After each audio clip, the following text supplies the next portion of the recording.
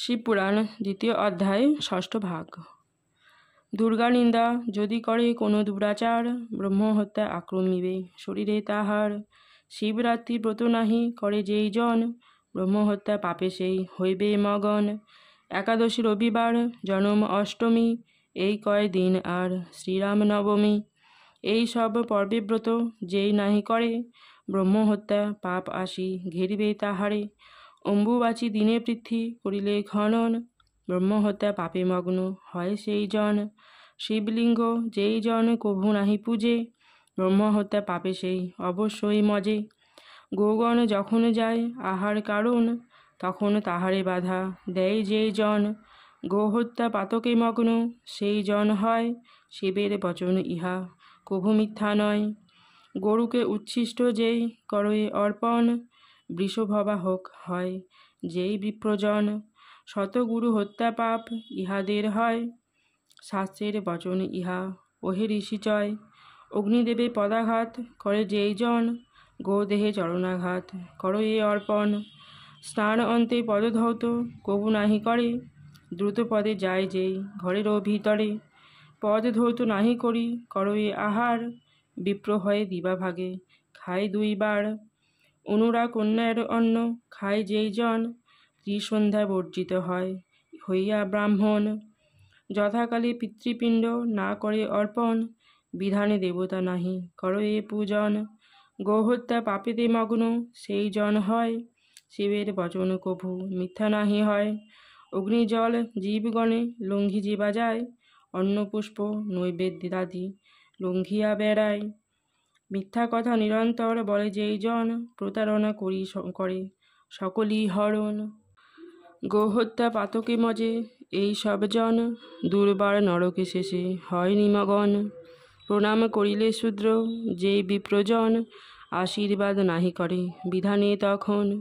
গোহত্যা পাতকে মজে সেই দুরাচার, তাহার অদৃষ্টে শেষে সকলই দুর্বার।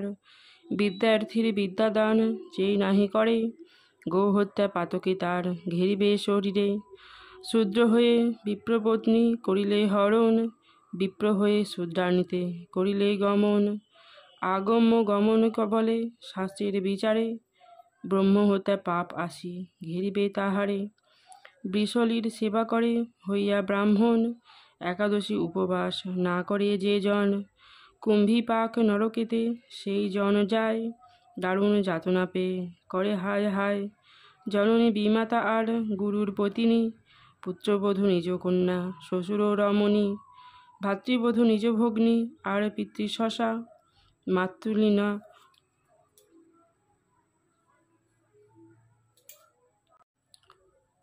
মাতুলানী পিতামহী আর মাতৃশশা। ভ্রাতার দুহিতা আর মাতার জননী, শিষ্যা শিষ্যপত্নী আর পুত্রীর রমণী। এই সব নারীগামী হয় যেই জন, ব্রহ্মহত্যা পাপে সেই হয় নিমগন। কুম্ভীপাক নরকেতে সেই জন যায়, দারুণ যাতনা পায় থাকিয়া তথায়।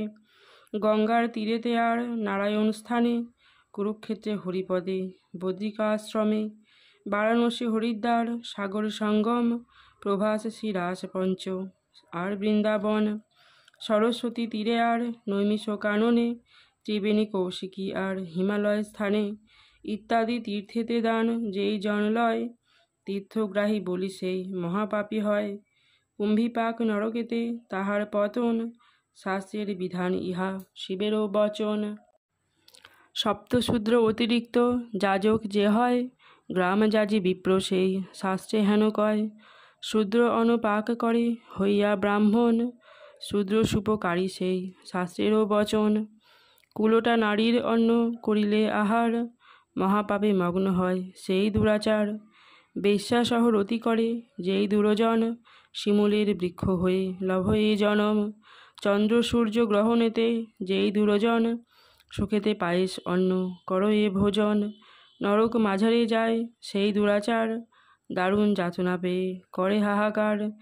একবারে কথা দিয়া অন্য বরে বরে, সেই কন্যা মহাপাপী জানিবে অন্তরে।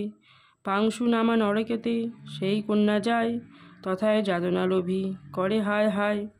দান করি পুনঃ তাহা করিলে হরণ, পাংশুভোজী নরকেতে যায় সেই জন, যমদূত পাশে বদ্ধ করিয়া তাহারে, সঘনে লোহার কাঁটা অসংখ্য প্রহারে। শিবলিঙ্গে অবহেলা করে যেই জন, বিধানে তাহার পূজা না করে কখন, শিবের ক্রোধেতে পড়ে সেই দুরাচার, প্রেতকুণ্ড তার ভাগ্যে অতীব দুর্বার। পতি প্রতি ক্রোধ করে যদ্যপি যুবতী, তাহার পাপের শাস্তি নাহিক অবধি। উল্কামুখ নরকেতে তাহার পতন, কিছুকাল রহে তথা কে করে গণন। তাহার শরীরে থাকে যত রোমচয়, ততদিন সেই কুণ্ডে সেই নারী রয়। সপ্ত জন্ম তারপর বিধবা হইয়ে, দারুণ যাতনা পায় মানব আলয়ে। বিপ্রাণী হইয়া করে শূদ্র অভিলাষ, শূদ্রের রমণে বিপ্রা পুরা রয়ে আস।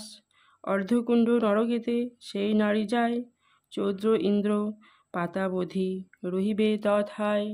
নরকেতে তাহার পতন, কিছুকাল রহে তথা কে করে গণন। তাহার শরীরে থাকে যত রোমচয়, ততদিন সেই কুণ্ডে সেই নারী রয়। সপ্ত জন্ম তার হয় বিধবা হইয়ে, দারুণ যাতনা পায় মানব আলয়ে। বিপ্রাণী হইয়া করে শূদ্র অভিলাষ, শূদ্রের রমণে বিপ্রা পুরায়ে আস। অর্ধকুণ্ড নরকেতে সেই নারী যায়, চৌদ্র ইন্দ্র পাতাবধি রহিবে তথায়। বিপ্র হয়ে অন্য বিপ্রা করিলে হরণ, ক্ষত্রাণীতে অন্য ক্ষত্র করিলে গমন। বৈশ্য হয়ে অন্য বৈশ্যা সহরতি করে, শূদ্র হয়ে অন্য শূদ্র সহিত বিহরে। তপ্তদ নরকে পড়ে এই সব জন, দ্বাদশ বরষ তথা করো এ যাপন। এই রূপে পাপীগণ মহা কষ্ট পায়, নরক কত যে আছে বলা নাহি যায়। পাপের যতেক শাস্তি কে বলিতে পারে, অনন্ত অনন্ত মুখে বর্ণিবার নারে। তাই বলি মন দিয়া শুনো ঋষিগণ, সতত ধরম পথে রাখিবেক মন। গুরু ভক্তি পিতৃভক্তি মাতৃভক্তি আর, এই সবে মহাপুণ্য শাস্ত্রেরও বিচার। নারীগণ রত হবে স্বামীর উপরে, তবে তো পুণ্যের বৃদ্ধি তাহারও শরীরে। এতক বচন শুনি ঋষিগণ কয়, শুনিতেছি পুণ্য কথা ওহে মহাশয়।